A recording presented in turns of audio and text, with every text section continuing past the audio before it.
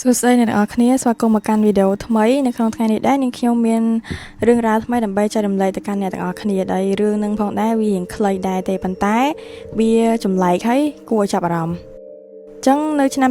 2016មានរឿងរ៉ាវដ៏ចម្លែកនិងគួរឲ្យចាប់អារម្មណ៍មួយបានកើតឡើងដោយមានវិធីសាស្ត្រ scam ដ៏ចម្លែកមួយបានរីករាលដាលពាសពេញ Uber App ដែលជា app រត់តាក់ស៊ីមួយនៅក្នុងប្រទេសចិន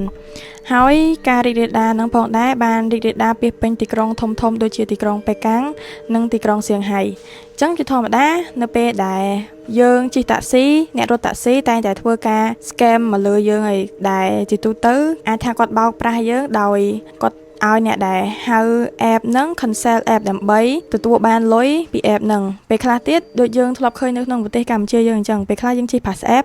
ពូ pass app ហ្នឹងគាត់ហៅយើងឲ្យជិះដោយមិនបាច់ចាំ booking ឯដោយសារអីដោយសារតែគាត់អាចសុំលុយពីយើងលើសពីការគិតលុយនៅក្នុង app ឬក៏ពេលដែលគាត់ហៅអញ្ចឹងទៅគាត់អាចចាំបាច់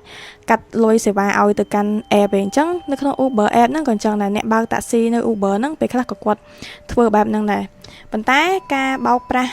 ដែលខ្ញុំនឹងប្រាប់អ្នកទាំងអស់គ្នាហ្នឹងគឺវាប្លែកខុសពីការបោកប្រាស់ទាំងអស់ហ្នឹងហើយនេះគឺជាវិធីសាស្ត្រដែលអ្នកបោកប្រាស់ថ្មីហ្នឹងគាត់ធ្វើចឹងអ្នកទាំងអស់គ្នាសាកសម័យមើលថាអ្នកទាំងអស់គ្នា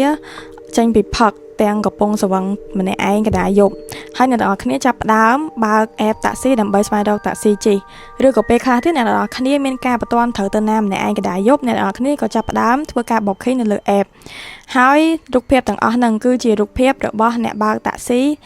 ដែលបានបង្ហាញឡើងនៅក្នុង app នៅពេលដែលអ្នកទាំងអស់គ្នាបានកក់រួចសាកសម័យមើលថាបើអ្នកទាំងអស់គ្នាចេញពីផឹកទាំងកំពុងស្វឹងតិចតិចឬទៅណាម្នាក់ឯងកណ្ដាលយប់ហើយអ្នកនរគ្នាចាប់ផ្ដើមហៅតាក់ស៊ីដើម្បីធ្វើការកក់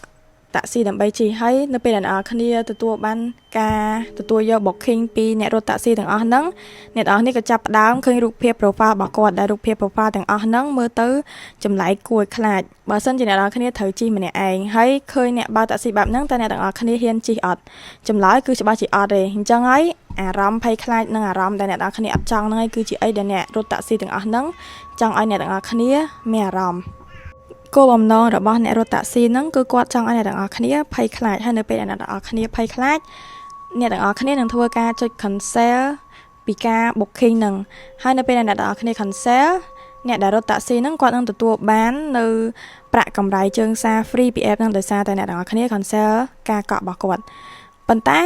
បើសិនជាអ្នកខ្លះក៏អត់ cancel វិញគាត់អត់ខ្វល់ពីរូប profile ទាំងអស់ហ្នឹងហើយគាត់អត់ព្រម cancel តើនឹងមានរឿងអីកើតឡើងចឹងចម្លើយហ្នឹងគឺថាទោះបីជាអ្នកទាំងអស់គ្នាអត់ cancel ក៏អ្នករត់តាក់ស៊ីខ្មោចទាំងអស់ហ្នឹងអត់បង្ហាញខ្លួនឲ្យអ្នកទាំងអស់គ្នាឃើញដែរបើន័យថាទោះបីជាយើងអត់ព្រម cancel ក៏គាត់អត់មកដឹកយើងដែរចឹងនៅពេលដែលអ្នកទាំងអស់គ្នាអត់ព្រមចុច cancel អ្នកតាក់ស៊ីទាំងអស់ហ្នឹងនឹងធ្វើការចាប់ផ្ដើមបើកប៊ូតុង start ហើយជិះពី3នាទីដើម្បីខ្លាញ់បន្លំទៅលើប្រព័ន្ធ GPS ហាក់ដូចជាពួកគេនឹងធ្វើការដឹកអ្នកទាំងអស់គ្នាហើយបន្ទាប់មកពួកគេនឹងបិទវិញហាក់ដូចជាដំណើរការធ្វើដំណើរដឹកអ្នកទាំងអស់គ្នានឹងបានបញ្ចប់ហើយប៉ុន្តែជាក់ស្ដែងអ្នកទាំងអស់គ្នាអត់បានជិះទៅលើតាក់ស៊ីទាំងអស់ហ្នឹងទេ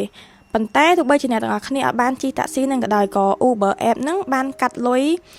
ពីគណនីដែលអ្នកទាំងអស់គ្នាបានភ្ជាប់ជាមួយនឹង app ហ្នឹងដែរអញ្ចឹងអ្នកទាំងអស់គ្នានឹងត្រូវបានគេ scam លុយត្រូវបានគេកាត់លុយទាំងដែលអ្នកទាំងអស់គ្នាអត់បានជិះទៅលើតាក់ស៊ីនឹងសោះអញ្ចឹងនៅក្នុងចំនួនឆ្នាំ2016ហ្នឹង Uber app ហ្នឹងគឺគាត់បានផ្ដល់ប្រាក់រង្វាន់យ៉ាងច្រើនដើម្បីជាការសងជំងឺចិត្តទៅដល់អ្នកបើកបរតាក់ស៊ីទាំងអស់ដែលទទួលបាននៅការ cancel ពីភ្ញៀវអញ្ចឹងហើយបានជាអ្នកបើកបរខ្មោចទាំងអស់ហ្នឹង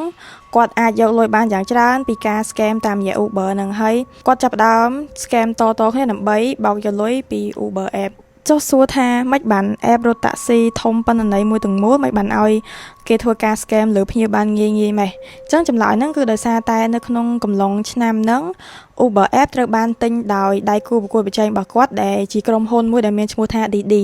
អញ្ចឹងយើងដឹងហើយថានៅពេលដែលគេផ្លាស់ប្ដូរអ្នកគ្រប់គ្រងថ្មីប្រព័ន្ធគ្រប់គ្រងផ្សេងក៏ធ្វើការផ្លាស់ប្ដូរដែរអញ្ចឹងនៅពេលដែលគេធ្វើការផ្លាស់ប្ដូរហ្នឹងវាអាចនឹងមាននៅចន្លោះខ្វះខាតតិចតួចហើយចន្លោះខ្វះខាតហ្នឹងហើយជាហេតុដែលធ្វើឲ្យ scammer ទាំងអស់ហ្នឹងគាត់ងាយស្រួលធ្វើការជ្រៀតចូលទៅក្នុងការ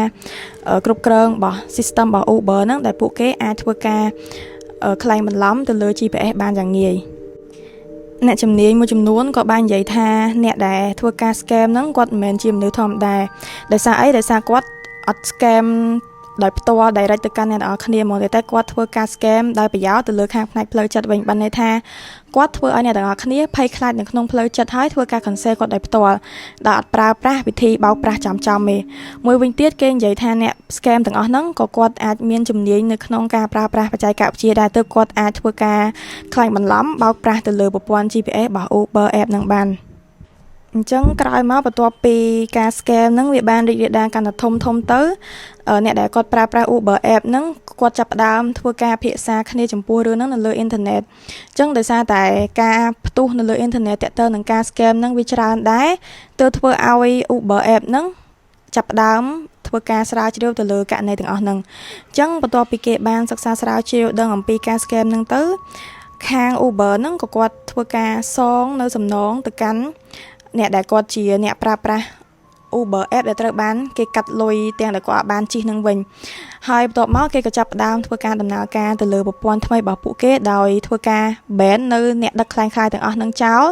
ហើយគេចាប់ផ្ដើមធ្វើការផ្ទៀងផ្ទាត់ដោយគេធ្វើការ ban នៅអ្នកដឹកคล้ายៗទាំងអស់នឹងចោលហើយគេចាប់ផ្ដើមធ្វើការផ្ទៀងផ្ទាត់មុខរបស់អ្នកដឹកជាមួយនឹង profile របស់គេឲ្យបានច្បាស់លាស់ជាងមុនដើម្បីកុំឲ្យមានអ្នកដឹកคล้ายៗធ្វើការ scam ទាំងអស់នឹងកើតឡើងបន្តទៀតអញ្ចឹងសាច់រឿងរបស់ខ្ញុំក៏បានជាបញ្ចប់ដល់ត្រឹមហ្នឹងតែអ្នកនរគ្នាយល់យ៉ាងណាដែរចំពោះរឿងរ៉ាវមួយហ្នឹងហើយបើសិនជាអ្នកនរគ្នាបានជួបប្រទះនៅរឿងហ្នឹងផ្ទាល់តែអ្នកនរគ្នាមានអារម្មណ៍មិនដែរ